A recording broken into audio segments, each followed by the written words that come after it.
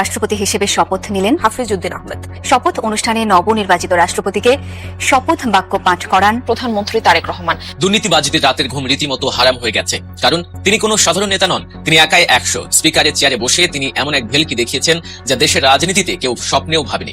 বঙ্গভবনের লাল গালিচায় পা রাখতে যাচ্ছেন এই আপসহীন নেতা। রাজনীতিতে তারেক রহমানের এই এক মাস্টার স্ট্রোক কি বদলে দেবে পুরো বাংলাদেশের হিসেব নিকেশ। রাষ্ট্রপতি মোহাম্মদ শাহাবুদ্দিন ইন্তেকাল করেছেন। ইন্না লিল্লাহি ওয়া ইন্না ইলাইহি রাজিউন। রোববার ভোররাতে তিনি শেষ নিঃশ্বাস ত্যাগ করেন। অসুস্থতার কারণে রাজধানীর একটি বেসরকারি হাসপাতালে চিকিৎসাধীন ছিলেন তিনি। ভারত শেখ হাসিনাকে বের করে দিচ্ছেন, এমনকি শুধু শেখ হাসিনাকে নয়, আওয়ামী লীগের যত নেতাকর্মী ভারতে আশ্রয় নিয়েছে প্রত্যেককে বের করে দিচ্ছেন 3টি কারণে। আজ আমি এই 3টি কারণে বলবো কি কি কারণে শেখ হাসিনাকে বের করে দিচ্ছে ভারত। ও বাবা, এখন আমাদের কি হবে? রংপুর বিভাগকে আমরা দখল করতে পারবো না? এই পুষকে বাংলাদেশ এত বড় সাহস কোথায় পেল? এভাবেই ভারতের গা জ্বলা শুরু হয়ে গেছে। বাংলাদেশ এই মুহূর্তে এমন এক সাহসী পদক্ষেপ নিয়েছে যেটা শুনে ভারতের থিঙ্ক ট্যাঙ্কারদের মধ্যে আর ঘুম বলে কোনো জিনিস নেই। তারা এই মুহূর্তে চরম চিন্তায় পড়ে গেছে এই পুষকে বাংলাদেশ কিভাবে সাহস দেখাতে পারলো তারা ড্রোন কারখানা তৈরি করার। এমন এক ওলটপালট ঘটনা ঘটে যাবে তা বোধ হয় দিল্লির নীতি নির্ধারকরা স্বপ্নেও ভাবেন নাই। প্রধানমন্ত্রী তারেক রহমান এমন এক কিস্তিমাত করেছেন যা দেখে রীতিমতো চোখ কপালে উঠেছে বিশ্বের মোড়লদের। ইসলামী ব্যাংক এবং ইসলামী ব্যাংকিং সিস্টেমের বিরুদ্ধে নীরবে নিভৃতে বিএনপি সরকার অঘটন ঘটিয়ে দিয়েছে, দুর্ঘটনা ঘটিয়ে দিয়েছে। বড় ধরনের ক্ষতি অলরেডি হয়ে গেছে। ভারত শেখ হাসিনাকে বের করে দিচ্ছেন, এমনকি শুধু শেখ হাসিনাকে নয়, আওয়ামী লীগের যত নেতাকর্মী ভারতে আশ্রয় নিয়েছে প্রত্যেককে বের করে দিচ্ছেন 3টি কারণে। আজ আমি এই 3টি কারণে বলবো কি কি কারণে শেখ হাসিনাকে বের করে দিচ্ছে ভারত। শেখ হাসিনাকে যখন বের করিয়ে দিবি তিনি থাকতেই পারবেন না, তখন তিনি সিদ্ধান্ত নিয়েছেন তিনি ঝুঁকি নিয়ে ডিসেম্বরে দেশে আসবেন, এমনকি আত্মসমর্পণ করবেন। মূল কারণ হচ্ছে তাকে থাকতে দেওয়া হচ্ছে না।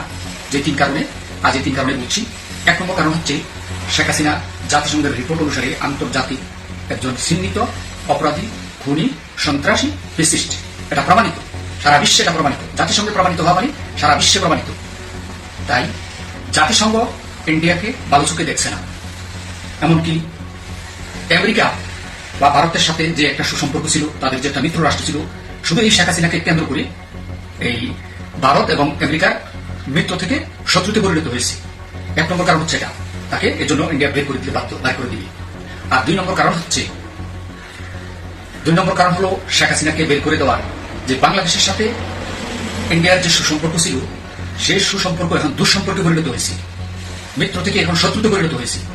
বাংলাদেশ থেকে ইন্ডিয়া যত দূরে যাবে, যত সম্পর্ক খারাপ হবে, ততই বাংলাদেশের চীন এবং পাকিস্তান তারা আধিপত্য বিস্তার করবে, তখন ভারত বেকায়দায় পড়ে যাবে, ভারতের সমস্যা হবে। সেই জন্য তাকে বের করে দিবে, এর 2 নম্বর কারণ। আর 3 নম্বর কারণ হচ্ছে ভারতের জনগণ, ভারতের যে সচেতন মহল, তারা বলছে শেখ হাসিনা কোন আইনে কোন যুক্তিতে তিনি আমাদের দেশে থাকবে।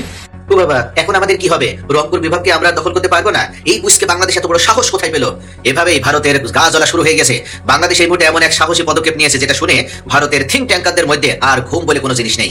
তারা এই মুহূর্তে চরম চিন্তায় পড়ে গেছে পুষকে বাংলাদেশ কিভাবে সাহস দেখাতে পারলো তারা ড্রোন কারখানা তৈরি করার, এমনকি অত্যাধুনিক প্রযুক্তির বিমান ঘাঁটিও তারা তৈরি করতে যাচ্ছে। এভাবে একের পর এক সাহসী পদক্ষেপ নিয়েছে যে বাংলাদেশ, তাহলে এই বাংলাদেশকে আমাদের হাত গলে ফসকে যাচ্ছে। এটা কোনোভাবে আমরা আর মেনে নিতে পারছি না। একের পর এক বাংলাদেশের এই সাহসী পদক্ষেপগুলো ভারতের ঘুম হারাম করে দিয়েছে। নরেন্দ্র মোদীর ছটফটানি শুরু হয়ে গেছে, গা জ্বলা শুরু হয়ে গেছে। এমন একটি খবর যা শুনলে আপনার বুক গর্বে ফুলে উঠবে। অত্যাধুনিক যুদ্ধ ড্রোন এখন তৈরি হতে যাচ্ছে বাংলাদেশে। তুরস্কের সাথে যৌথ উদ্যোগে বগুড়ায় এই মেগা ড্রোন কারখানা হবে। প্রতিবেশী চাপ উপেক্ষা করে ভারতের বিরুদ্ধে মেরুদণ্ড সোজা দাঁড় করিয়ে এই সাহসী পদক্ষেপ নিয়ে অবশেষে আমাদের বাংলাদেশ। সম্প্রতি স্থানীয় সরকার প্রতিমন্ত্রী মীর শাহেদ আলম তিনি সচিবালয়ে বাংলাদেশ সেক্রেটারিয়েট রিপোর্টার্স ফোরামে তিনি স্পষ্টভাবে জানিয়ে দিয়েছেন। তিনি উল্লেখ করেছেন প্রধানমন্ত্রী তারেক রহমানের নির্দেশনায় তুরস্কের সহযোগিতায় বগুড়া বিমান ঘাটির পাশেই এই ড্রোন উৎপাদন কারখানা স্থাপন করা হবে। শুধু ড্রোন কারখানায় নয়, আরো একটা চমক উপহার দেওয়া হয়েছে তারেক রহমানের পক্ষ থেকে। বগুড়া বিমানবন্দরকে এবার পুরোপুরি আন্তর্জাতিক মানের আধুনিক বিমানবন্দরে রূপান্তরিত করা হবে।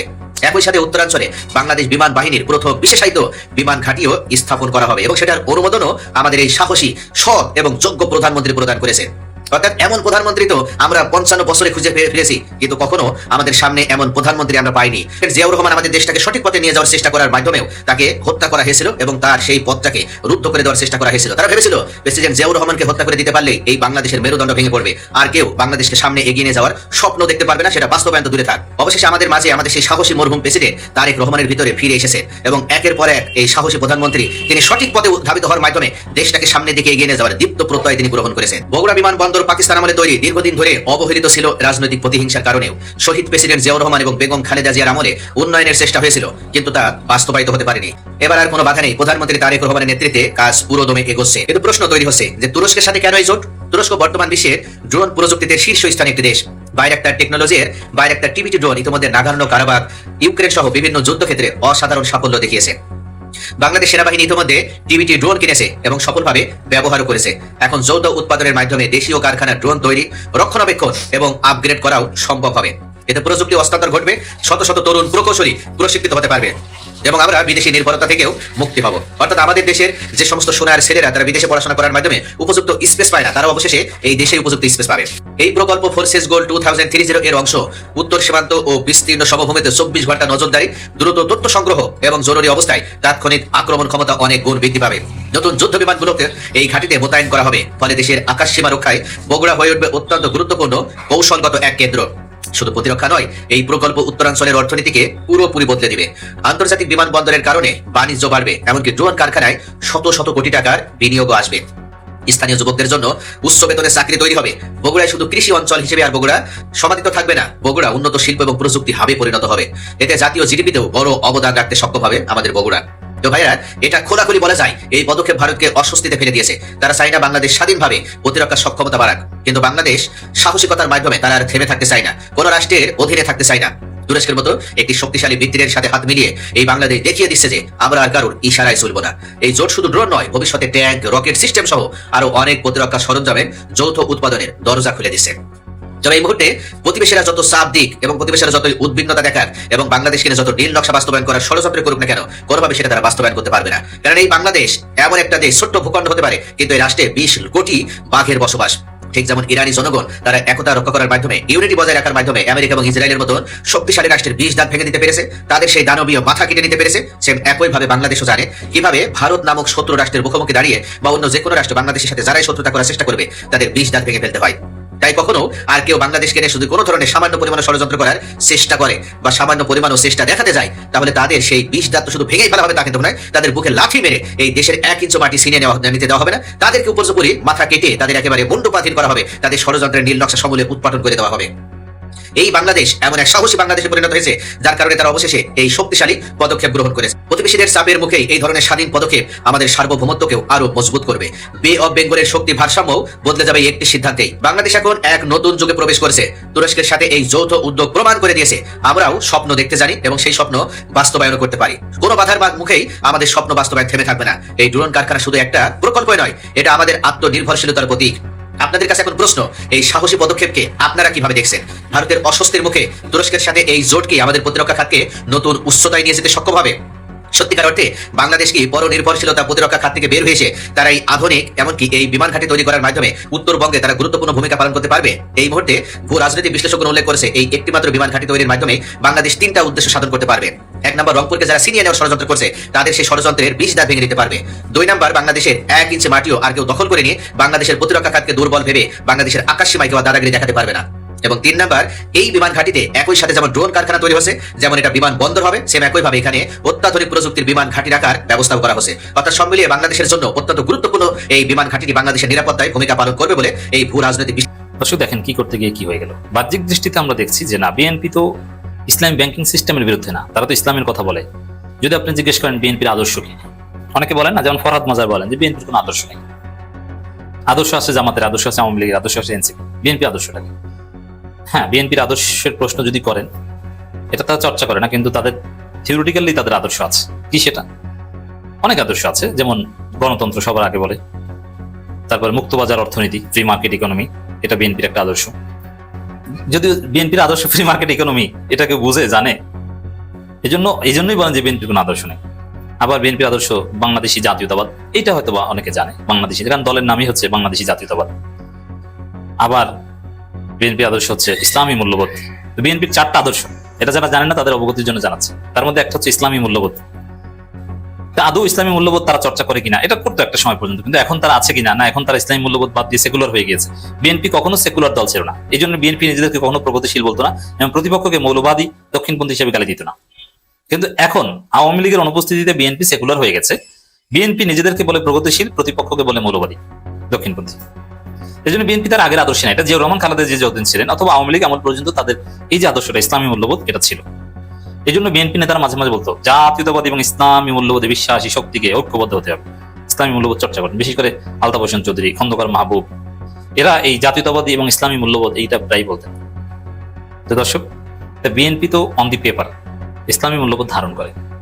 তো এই জন্য স্বাভাবিক হিসাব ইসলামী ব্যাংক যে বিএনপি যে কাণ্ডটা ঘটিয়েছে ওটা সালাউদ্দিন আহমেদের সাথে এসালমের একটা ব্যবসায়িক সম্পর্ক রয়েছে, বা সালাউদ্দিন আহমেদ স্বরাষ্ট্রমন্ত্রী এসালমের কেশিয়ার, বেসালমের সম্পদ বিএনপির লোকজন দেখভাল করে রেখেছে 5 আগস্টের পর, এবং বিএনপির নির্বাচনী ক্যাম্পেইনে হিউজ অ্যামাউন্টের ফাইন্যান্স করেছে, যার ফলে ইসলামী ব্যাংকটা যেন এসালমের কাছে ফিরিয়ে দেওয়া যায়, এই জন্য বিএনপি ষড়যন্ত্র করেছে। বিষয়টা এরকম হওয়ার কথা। কিন্তু আওয়ামী লীগের বা ইসলাম বিরোধী শক্তির যে উদ্দেশ্য, যে ইসলামের ক্ষতি করা, সেকুলারিজম কায়েম করা, ইসলামী বিধিবিধান, ইসলামী মূল্যবোধ উঠিয়ে দেয়া রাষ্ট্র ব্যবস্থা থেকে, সমাজ থেকে, সবাই হবে, সব জায়গায় হবে সেকুলার। সেনাবাহিনীও সকালে কোরআন তেলাওয়াত করে সকাল শুরু করতে পারবে না, এদের সকাল শুরু হবে রবীন্দ্রসঙ্গীতের মাধ্যমে। এই যে সেকুলার চিন্তা ভাবনা আওয়ামী লীগের, বিএনপির তো এরকম সেকুলার চিন্তা ভাবনা না। এই জন্য ইসলামী ব্যাংক নিয়ে বিএনপির যে ঝামেলা, এটা স্বাভাবিকভাবে অনেকে ধারণা করছেন যে এটা জাস্ট এসালমের সাথে একটা ব্যবসায়িক সম্পর্কের ফল, কিন্তু না। বিএনপি এখন আর ইসলামী মূল্যবোধে নাই, বিএনপি এখন সেকুলার হয়ে গেছে। ইসলামী ব্যাংক নিয়ে ঝামেলা করে পুরো ইসলামী ব্যাংকিংকেই ধ্বংস করে একটা সেকুলার অর্থনীতি কায়েম করতে চায় বিএনপি, সেই ঘটনা ঘটেছে। এটা বিএনপি সবাই যে এই ইসলামিক মূল্যবোধ ধ্বংসের পক্ষে সেকুলার হয়ে গেছে তা না, তবে একটা অংশ বিএনপির যারা অর্থনীতি নিয়ে ডিল করে এরা সেকুলার আগে থেকে, যার ফলে ইসলামী ব্যাংকিংটাকে বাংলাদেশে ধসিয়ে দেওয়ার একটা উদ্যোগ তারা নিয়েছে। দেখেন অলরেডি ইসলামী ব্যাংক নিয়ে যে কাণ্ড ঘটেছে, তাতে শুধু ইসলামী ব্যাংক বাংলাদেশ না, পুরো ইসলামী অর্থনীতি ক্ষতিগ্রস্ত হয়েছে। ইসলামী অর্থনীতির উপর মানুষের আস্থা কমে গিয়েছে। কেন? যে ইসলামী অর্থনীতি আমার টাকা নিরাপত্তা দিতে পারে না। কারণ সোশ্যাল ইসলামী ব্যাংক, ফার্স্ট সিকিউরিটি ইসলামী ব্যাংক, শাহজালাল ইসলামী ব্যাংক, আল আরাফা ইসলামী ব্যাংকে আমি পয়সা রেখেছি, সে পয়সা তো পাই না। আবার ইসলামী ব্যাংক বাংলাদেশ এটা ছিল ঠিকঠাক, এখান থেকেও তো আমি টাকা উঠাতে পারছি না। আমার লাগে ডেইলি 1 লাখ বা 50,000, আমি বুথ থেকে উঠাই, আমি এখন 10,000 টাকা বেশি উঠাতে পারছি না। তো এটা একটা ঝামেলা না? এই ঝামেলায় তো অনেকেই পড়তে চাইবে না, যাতে মনে করবে না ইসলামিক যে সিস্টেম এগুলো এক পর্যায়ে থাকে না। অনেকের সাইকোলজি এরকম, যারা বিদেশে থাকে বা মোটামুটি ব্যবসায়ী বা টাকা পয়সার ট্রানজাকশন করতে হয়, তারা মনে করে যে ইসলামিক, আরে ওটা মানে একটা ঝামেলা এক পর্যায়ে তৈরি হবেই, বাবা ওটা বাদ দিই, তার চাইতে আমি ভালো সার্ভিস দেয় কোনটা, ডাচ বাংলা, আমি লাভ টাভ না খেলাম, জাস্ট টাকা পয়সা লেনদেনের জন্য হলো আমি ডাচ বাংলা একটা অ্যাকাউন্ট করি। এটা একটা রিয়ালিটি যে মানুষ ঝামেলায় পড়তে চায় না, আর্থিক লেনদেনের ক্ষেত্রে, ট্রানজাকশনের ক্ষেত্রে এইসব অনিয়মের মধ্যে পড়তে চায় না, অনিশ্চয়তার মধ্যে পড়তে চায় না। তাহলে ইসলামী ব্যাংক নিয়ে ঝামেলা করে বিএনপি সরকার পুরো ইসলামী অর্থনীতিকে বাংলাদেশে ধসিয়ে দিয়েছে, প্রশ্নবিদ্ধ করেছে। অতএব ইসলামী ব্যাংক নিয়ে ষড়যন্ত্র শুধু ইসলামী ব্যাংক, এসালম, জামাত এভাবে দেখলে হবে না। ইসলামী ব্যাংক নিয়ে বিএনপি সরকার যে কাণ্ডটা ইসলামের বিরুদ্ধে ষড়যন্ত্র হিসেবে রিড করতে হবে। সমস্যার গভীরে যদি কেউ যেতে চান তাহলে এটা ইসলামী অর্থনীতির বিরুদ্ধে ষড়যন্ত্র হিসেবে রিড করতে না পারলে আপনি ব্যর্থ। দর্শক দেখেন, ইসলামী ব্যাংকের অস্থিরতার ঢেউ শরিয়া ব্যাংকে, কালবেলার একটা রিপোর্ট, কমছে আমানত। এর মানে ঝামেলা হয়েছে ইসলামী ব্যাংক বাংলাদেশ লিমিটেড, ইসলামী ব্যাংক বাংলাদেশ পিএলসি, ঝামেলা হয়েছে এখানে, কিন্তু সকল শরিয়া ভিত্তিক ব্যাংক থেকে মানুষ আস্থা ফিরে নিচ্ছে। এই যে আন্দোলনের যে ঘটনা দেখলেন, কলম বিরতির যে ঘটনা দেখলেন, চেয়ারম্যানকে ব্যাংকে ঢুকতে দেবে না এই ঘটনা যেটা আপনারা দেখলেন, এটা তো শুধু ইসলামী ব্যাংক পিএলসি, অন্যান্য শরিয়া ভিত্তিক ব্যাংকের সাথে তো এটা সম্পর্ক না। কিন্তু মানুষ আস্থা ফিরে নিচ্ছে, আমানত উঠিয়ে নিচ্ছে সমস্ত শরিয়া ভিত্তিক ব্যাংক থেকে, মানুষ ঝাঁপিয়ে পড়ছে ডাচ বাংলা ব্যাংকে। তাহলে ইসলামের বিরুদ্ধে এই শরিয়া ব্যাংক, মানে শরিয়া ব্যাংক এটা ভালো না, এতে কাজ হয় না, নিশ্চয়তা নাই, দীর্ঘমেয়াদে একটা ঘটনা ঘটে গেছে। বুঝতে পারছেন ইসলামের বিরুদ্ধে ষড়যন্ত্র কিভাবে করে? ইসলামী ব্যাংক রক্ষা, এটা ইসলাম রক্ষা, ইসলামী মূল্যবোধ রক্ষা, ইসলামী অর্থনীতি রক্ষা।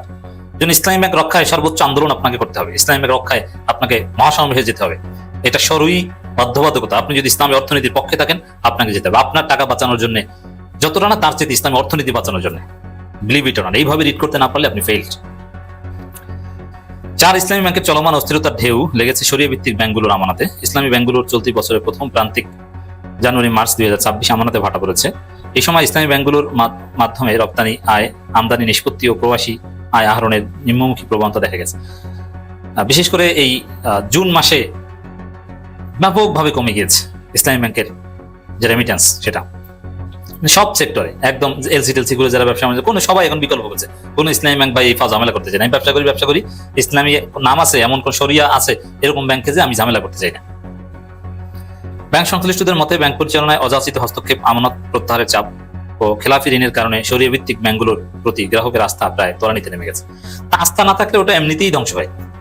এরকম পরিস্থিতি তৈরি করে জনগণের আস্থা, এমনকি ইসলামপন্থীদের আস্থা, যেমন আমি ইসলামপন্থী কিন্তু আমি ব্যবসা করি, আমার মাসে কয়েক কোটি টাকার ট্রানজাকশন আছে, তো সেখানে আমি ইসলামী ব্যাংক থেকে আমি